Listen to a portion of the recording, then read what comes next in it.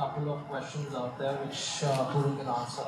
So, something to start with is just a very quick introduction about the studio, its evolution and ideology over the years. So, some thoughts on that, so that everybody just has kind of some basic knowledge about the studio. So I do not know how much of the studio, how much about the studio you guys know about. Everything begins with yourself. People, you should know. I hope everybody here knows that. Everything begins with yourself. Any studio, any organization, any firm, any outlet, any house begins with yourself. And that's how Studio BK's journey has been. It was 1993. And there was no plan except that you wanted to live the next day and the next day after that. It just began with that. We kept growing because there was a certain sensibility, a certain style of working that was appreciated or was able to see. Are you guys able to see me? Is everyone able to have an eye contact? I see some people struggling there. You guys can come here if you don't like to do that. And likewise. So, I think the journey has been more by default or by way of its unfolding rather than any plan, so to speak. We had just a couple of people back then, 25 years back, who came together and felt that they could come in and produce similar kind of work, design similar kind of spaces.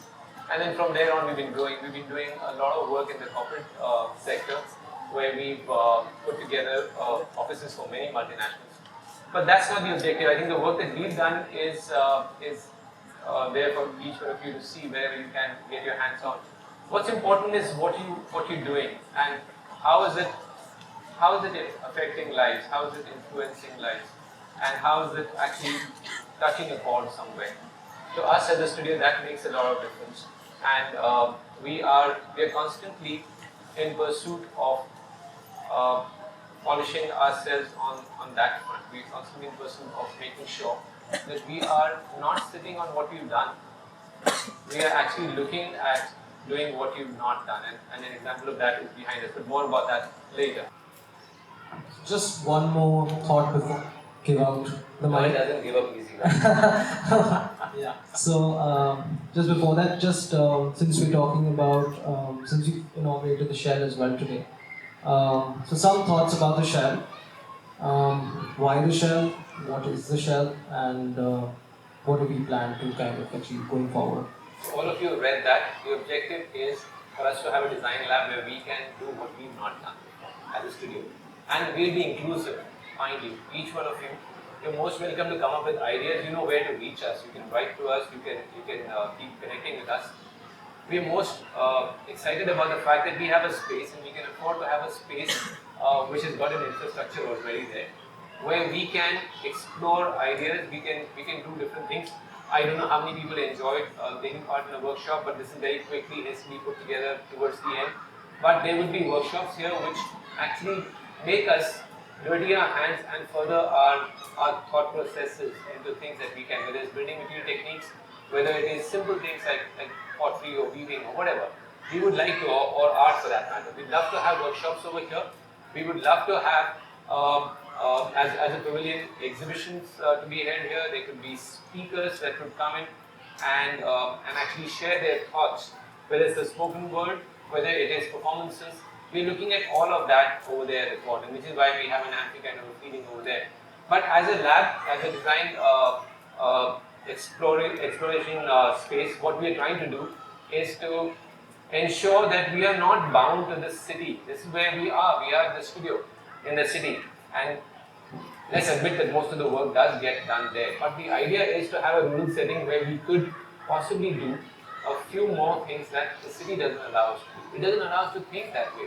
I heard someone in the morning commenting that it's so great to walk on the grass. And when do we get to do that?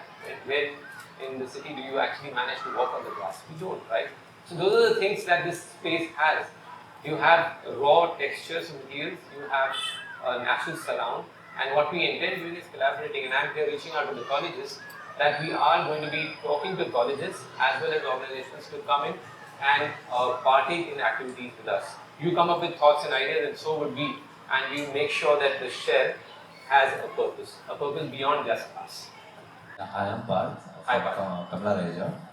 So we love the house and how it is built, and there are a lot of fire stations and everything. But there was a small concern about how the privacy of the people living here will be. So it's too open. Like there are multiple doors to one room itself, and even like this bedroom is opening to the lawn also. So if you could suggest, like, tell us more about that. So I could answer this in two ways. You want the fun type or the serious type? I love fun. So the fun is that the client of the house is here. She's right there on the wall there. Okay. So she is in the room above. The clients on the lower level are in some other parts of the world, and the client on the other side, which is overlooking the pool, is also in some other part of the world. Having said that, I'll answer on their behalf. So yes, those reservations are in place. Those reservations are in place. And I do not know how many clients can I convince uh, for them to have a very open kind of house where there is transparency and there is complete vision. Having said that part, to put this in perspective for you, why do we want to leave the city and come here? I want to understand that from you and from everyone else. I think we escape the city because we don't like the closed-in feeling. I think we don't relate with the fact that it doesn't let us breathe. Those apartments, those small boxes that we live in, don't let us breathe. You're never able to stretch your arms. You're never able to just look up and not find anything. You're not able to do any of that in the city. Now, if I start doing that when I come to a setting like this, I have defeated the very purpose of coming here. I think the objective is to experience life a little differently from what you and I are used to doing in an urban situation, right? So while there are questions about privacy and privacy stroke transparency, those are the things you manage. So when you need the room to be used by yourself, there are the curtains, there are the doors, and there is complete privacy if you like. The way it is being shown to you people is the way the house is when we are here during the day. So in the morning the house opens up completely and it shuts completely only when we retire for the night, when it's completely shut at the night. But till then it's open because it just has a free flow not just of a visual but also of breeze, of bees and birds. They fly in and out of the house, you know, the bugs and the bees and the mosquitoes so people start fretting when people are here in the evening, they start fretting with the mosquitoes because change of light is disturbing time for everyone, from mosquito to a human being. And they start wondering where do we go now because the mosquitoes have just taken over. The idea is to let the mosquitoes and the bees and the birds just do their number and move on. If you don't constrict them, you don't constrict them. I think a human being is similar. If you do not get constricted, you have a different process. You have a different process of being. And that's what this house is trying to achieve.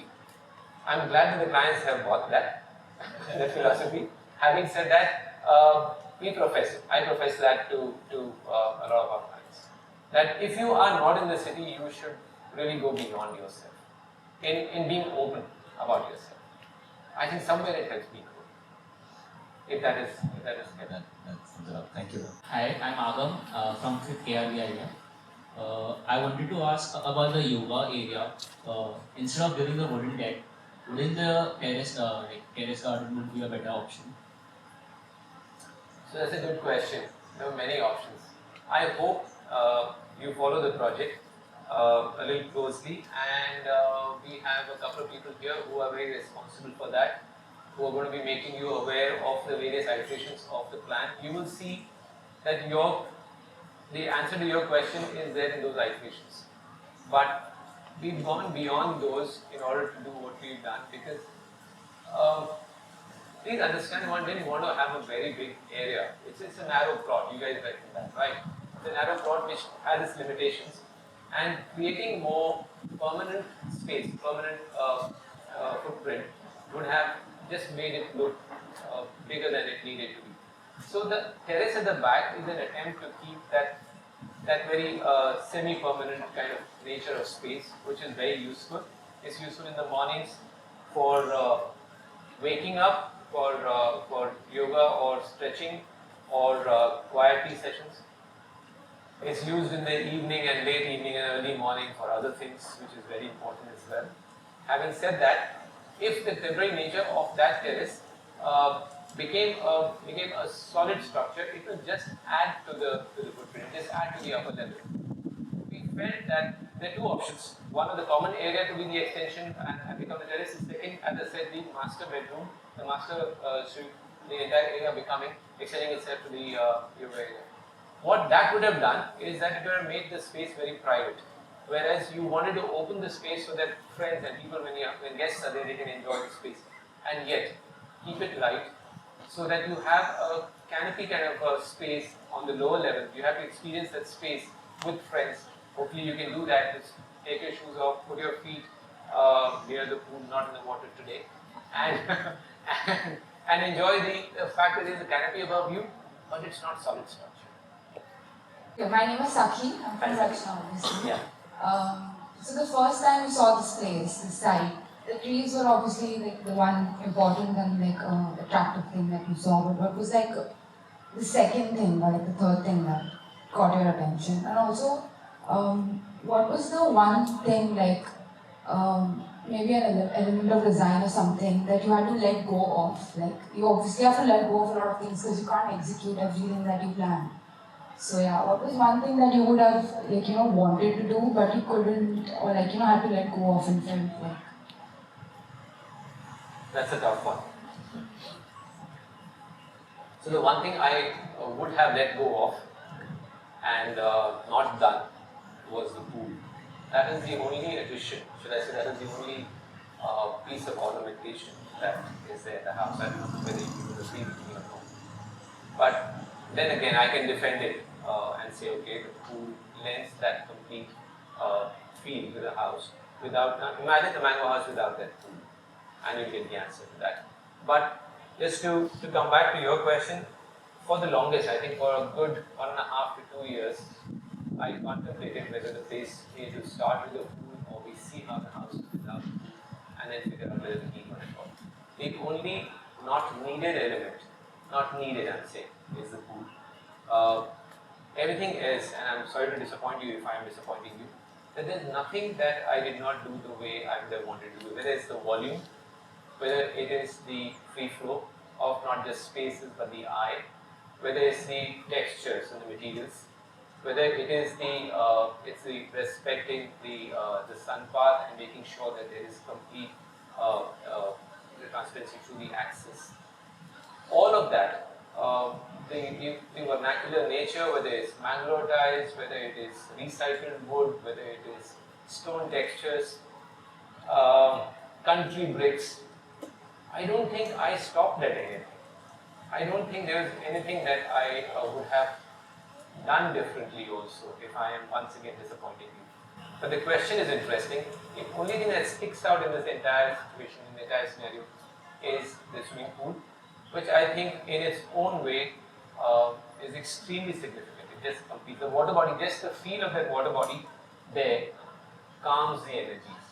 As soon as people from the city visit this place, just seeing that little blue patch there and it's being there, it just sends you into a certain zone of numbness. I don't know whether you get, I think there are a lot of you here, so you will possibly not experience that. Lucky are the ones who are going to stay back after Vada Pav and just going to come back and feel it for themselves, if you have the patience and time. But yeah, to come back to your question, nothing. At the same time, the whole journey of design has been of an evolutionary kind. Please understand that this is not in anybody's head when it begins. It goes through time. It does its time in your head, on your sketches, on the site, in your discussions, and design keeps developing, it keeps getting chiseled, and it keeps coming to that. I don't know if there are some of these sketches over here that you will see the iterations as you go along in design. It could be an element or two over here. If you followed, do you people follow the Mango House on Instagram? If you do, you will possibly see some material over there as to how the design has evolved, the plan has evolved. Not because of that one tree at the back, another tree in the front, but in terms of the thought process itself. So those are the things that you leave behind. Some of the things that you want to do. You build an office space there, or a terrace, a yoga terrace attached to the master bedroom, all of the things you leave behind. There are elements that you leave behind, and then you come up with elements that you don't want to leave behind. And I think this is eventually a manifestation in that sense from that perspective. If I've been ambiguous, please come. No, that was a good answer. Thank you. Another follow-up question.